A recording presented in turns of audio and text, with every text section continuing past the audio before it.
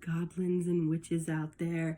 It is Mischief Night, which is the night before Halloween. So I am here to read you a couple of Halloween stories. The story that we're going to read today is called The Halloweener.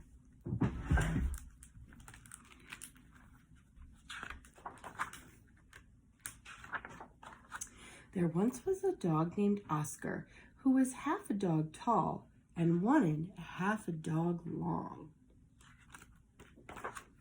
Because of his unusual shape and size, all other dogs made fun of him. Wiener dog, they called him. And Oscar did not like it one bit. Oscar's mother was no help either. Every morning when the dogs walked off to obedience school, Oscar's mother stood in the front yard waving and calling out, "Farewell, my little Vienna sausage." And the other dogs laughed and laughed. Most of the time, Oscar was upset by all this, but not today. Today was Halloween, and Oscar was thinking about other things all day long at obedience school. Oscar daydreamed about Halloween night, trick-or-treats, and scary costumes. When Oscar got home, he dashed upstairs to start working on his scary Halloween costume. But when he got to his room, a surprise was waiting for him. "Happy Halloween, my little sausage link," said Oscar's mother. "I've made you a costume to wear for tricks or treats." There he is running upstairs. It was a giant hot dog bun complete with mustard, and guess who was supposed to fit in the middle? Oscar did not want to hurt his mother's feelings, so he decided to wear the silly costume. That night, all the dogs on the block gathered to show off their costumes. Everyone was looking quite scary. Then Oscar showed up, looking quite frank. When the dogs saw Oscar in his silly costume, they howled with laughter. "Look at Oscar," they cried. "He really is a wiener dog." Poor Oscar was so embarrassed. Wiener dog," laughed the other dogs as they ran off to go trick-or-treating. Oscar tried to keep them up with the dogs, but his silly costume kept slowing him down. All night long, the other dogs hounded every treat they could get their paws on. So by the time Oscar got to each house, there were no treats left. Soon, trick-or-treating was over, and the dogs walked home past a spooky graveyard. Suddenly, a horrible hissing sound filled the air. Hiss! The dogs stopped dead in their tracks. Then, out of the graveyard rose a ghastly monster. The dogs screamed for their lives. They dropped their treats and jumped into a nearby pond. The monster moved closer. "Please don't eat us," cried the dogs. The monster yowled and hissed. "Boo-hoo-hoo," sobbed the dogs. The monster jumped up and down. "Somebody save us," shrieked the dogs. Just then, somebody showed up. It was Oscar. Because Oscar was so short, he saw something that the other dogs had not seen. "That's no monster," cried Oscar, and with a loud bark, Oscar waddled to the rescue. Oscar chomped and tugged with all his might. Then, out of the graveyard rose a ghastly monster. The dogs screamed for their lives. They dropped their treats and jumped into a nearby pond. The monster moved closer. "Please don't eat us," cried the dogs. The monster yowled and hissed. "Boo-hoo-hoo," sobbed the dogs. The monster jumped up and down. "Somebody save us," shrieked the dogs. Just then, somebody showed up. It was Oscar. Because Oscar was so short, he saw something that the other dogs had not seen. "That's no monster," cried Oscar, and with a loud bark, Oscar waddled to the rescue. Oscar chomped and tugged with all his might. Rip! And there, standing in the moonlight, were a couple of ornery cats. "Help!" cried the cats. "We're being attacked by a giant frankfurter!" And they ran off screaming through the graveyard. The dogs in the pond had seen the whole thing, and now it was their turn to be embarrassed. "We've been chased into a pond by a couple of cats," they moaned. But Oscar was a true friend. He leaped into the water and swam out to the dogs. Oscar's silly costume made a wonderful life raft, and the dogs climbed up. "All aboard," Oscar called, and he dog paddled back to shore. When they got back to dry land, all the dogs shared their Halloween treats with Oscar. Because Oscar had been so brave, the dogs changed his nickname from Wiener Dog to Hero Sandwich. And from that night on, nobody ever made fun of Oscar again. Happy Halloween. I hope you liked our first story. We have 3 more stories coming up. Hello, boys and girls. Welcome to part 2 of our story time. Our next story will be Froggy's Halloween. Now, I'm going to need your help at home. Every time we hear somebody yelling, "Froggy!" I need you to yell with me. Froggy's Halloween. For Froggy, Halloween meant candy, but it also meant dressing up, and he wondered, what should he be for Halloween? "I know," cried Froggy. "Super Frog!"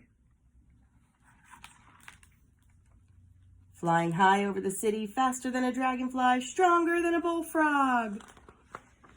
"No, something spooky." "I know," cried Froggy. "A ghost frog."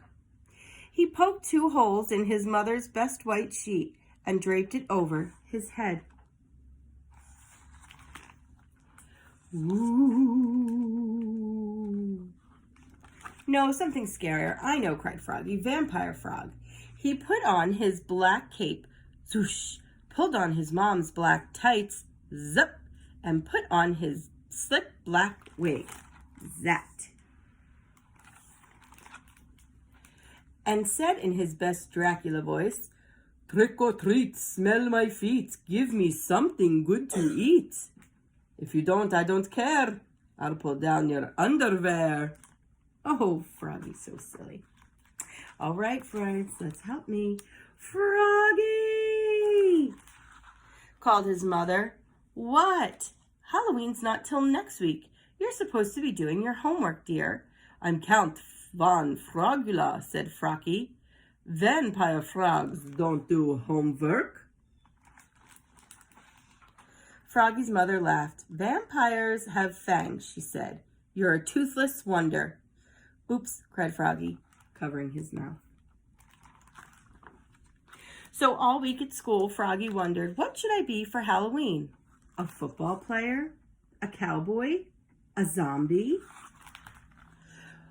"Froggy!" Let me hear you yell it. "Ah, good job," cried his teacher, Miss Witherspoon. "What?" "Kindly keep your mind on your work, dear." But his mind was on Halloween. Every day after school, he got ready. He carved crazy pumpkins. He hung sticky spider webs all over the front of his house. He hung his mother's sheet like a ghost in the wind, and he practiced, "Trick or treat, smell my feet, give me something good to eat. If you don't, I don't care. I'll pull down your underwear." At last, it was the night before Halloween, and all through the house there were creaking sounds and scratching sounds. Froggy was scared. He shivered in bed and imagined ghosts and goblins and werewolves and witches. "Witches, zap!" "I know," cried Froggy. "I'll be the Frog Prince for Halloween." And in the morning, he put on his black cape, zoosh, pulled on his mom's black tights, zap, and put on his slick black wig, zat. Plunked on a gold crown, zunk, and flashed his mighty sword. Ta-da! At the Halloween party at school, all the girls thought he looked cute, especially Frogolina.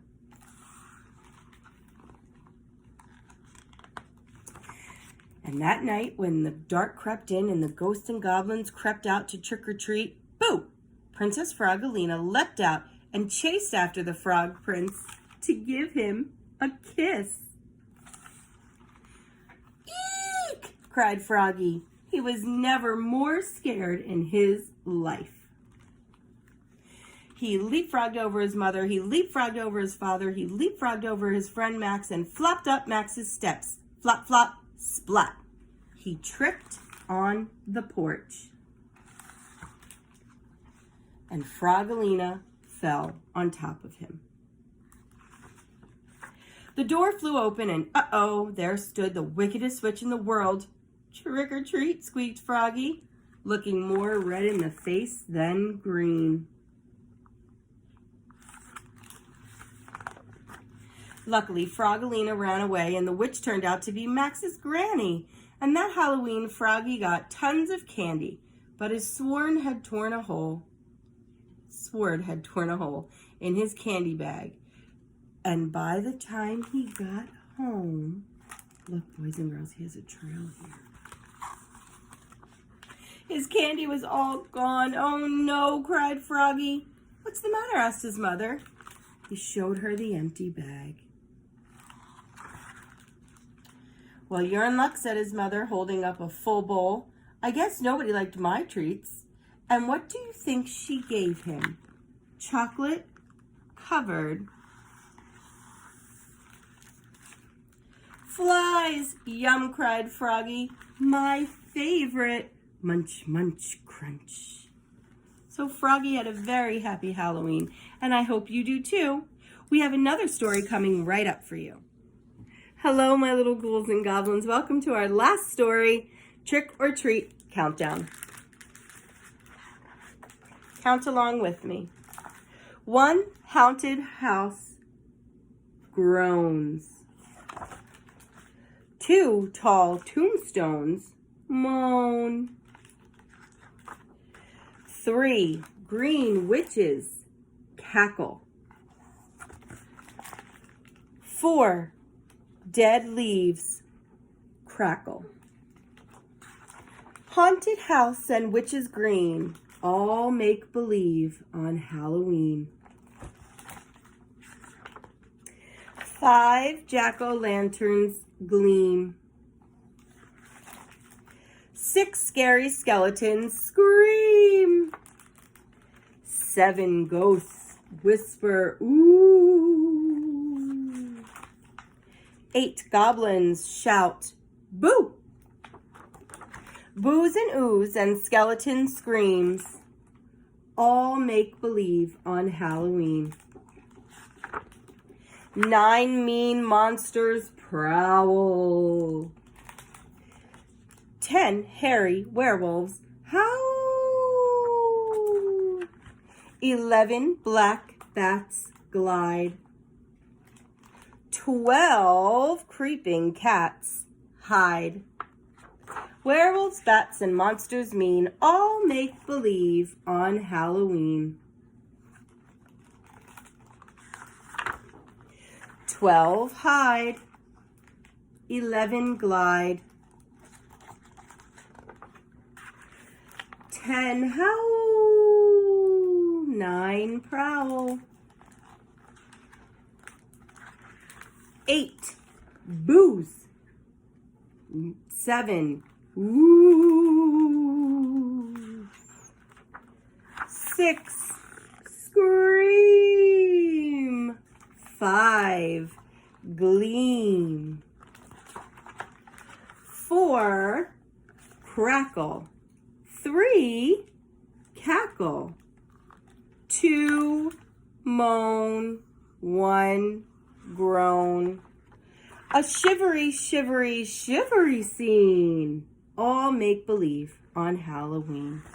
That's right, boys and girls. Halloween is all make-believe, so there is nothing to be afraid of. I hope you guys enjoyed our Halloween crafts that we had offered for you this month. As you can see, there's one right behind me, our pumpkin patch. And then our little Natalie did our very own haunted house. And we have crafts coming up in November for Veterans Day and, of course, for Thanksgiving. So please make mom or dad or grandma or babysitter or brother or sister or whoever's watching you go to the Roseland Library and sign up for our November crafts. We'll also be doing story times online from now on. They'll be pre-recorded, so you'll be able to access them at any time. And we'll be doing special holiday story times as well. Now, while I was reading that last story, a nice little song came into mind, and I'm going to take my friend here who's going to sit with me while we sing it. 5 little pumpkins sitting on a gate.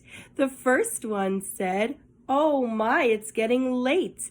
The second one said, "There are witches in the air." The third one said, "But we don't care."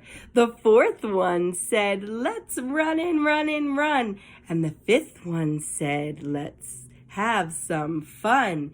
Then ooh went the wind, and out went the lights, and 5 little pumpkins rolled out of sight. I hope you all have a very safe and happy Halloween. Happy Halloween, boys and girls!